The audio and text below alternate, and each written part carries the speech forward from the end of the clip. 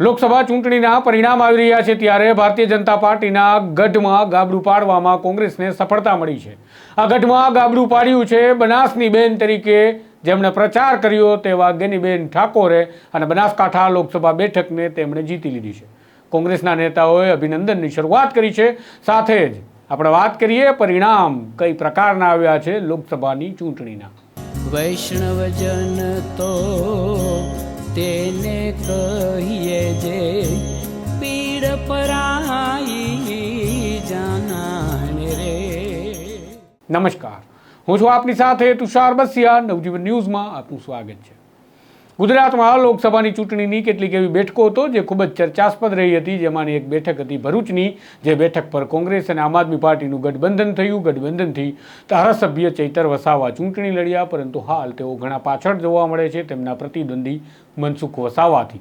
તો બીજી તરફ એવી પણ વાત આવી રહી હતી કે આદિવાસી વિસ્તારમાં ધારાસભ્ય કોંગ્રેસના આનંદ પટેલ પણ સારું પરફોર્મન્સ બતાવી શકે, પરંતુ તેઓ જોજનો દૂર રહે છે જીતથી। તે પ્રકારના આંકડા પરિણામથી સામે આવી રહ્યા છે।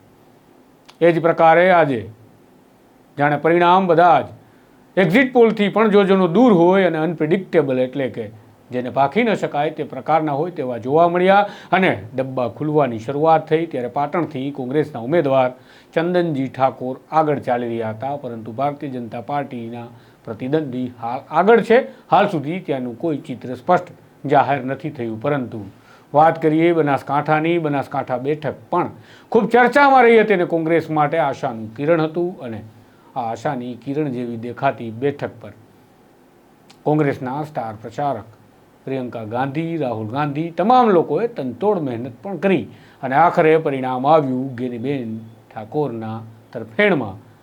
વાત કરીએ બનાસકાંઠાની બેઠકની, તો બનાસકાંઠાની બેઠક પર ભારતીય જનતા પાર્ટીના ડૉક્ટર રેખા ચૌધરી કે જેઓએ બનાસની બેન ગેનીબેન નામનું જે કેમ્પેન કોંગ્રેસનું ચાલી રહ્યું હતું તેની સામે બનાસની દીકરી એ પ્રકારનું કેમ્પેન ચલાવ્યું અને મજબૂત ચૂંટણીના જંગમાં તેમણે ઝંપલાવ્યું।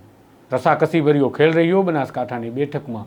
હારજીતનું માર્જિન જે પ્રકારે ભાજપ વાત કરી રહ્યું હતું કે 5 લાખની લીડથી થશે અને અમે ગુજરાતમાં અને દેશમાં મોટાભાગની બેઠકો 5 લાખની લીડ સાથે જીતીશું, તે પ્રકારનું તો ક્યાંય પરિણામ જોવા નથી મળ્યું। પણ મહત્વની વાત છે કે બનાસકાંઠામાં 15,000 કરતાં વધારે મતોથી ગેનીબેન ઠાકોરનો વિજય થયો છે તેવું ટ્વીટ શક્તિસિંહ ગોહિલે કરી દીધું છે। હાલ સત્તાવાર જાહેરાત બાકી છે। ત્યારે માહિતી મળી રહી છે સત્તાવાર જાહેરાત થઈ ચૂકી છે ચૂંટણી પંચ દ્વારા કે બનાસકાંઠા લોકસભા બેઠક પર 20,000 કરતાં વધારે મતોથી ગેનીબેનનો વિજય થયો છે અને ગુજરાતના ભારતીય જનતા પાર્ટીના કહેવાતા ગઢમાં કોંગ્રેસને ગાબડું પાડવામાં સફળતા મળી છે। આ પાડેલું ગાબડું કેન્દ્ર લેવલે જોઈએ તો ઘણું મોટું છે, કારણ કે ભારતીય જનતા પાર્ટીની અપેક્ષા કરતાં આ પરિણામ ખૂબ ભૂંડું છે અને હવે વિગતવાર વિશ્લેષણો નવજીવન ન્યૂઝ પર થશે। એ તમામ વિશ્લેષણો તમારે જોવા જોઈએ, જેથી આગામી સ્થિતિ અને હવેની જે સરકાર બનશે તેની કેવી પરિસ્થિતિ હશે તેનાથી પણ તમે અવગત થતા રહો। વિશ્લેષણોથી તમને પણ દેશ દુનિયાનું જ્ઞાન મળતું રહે। નમસ્કાર।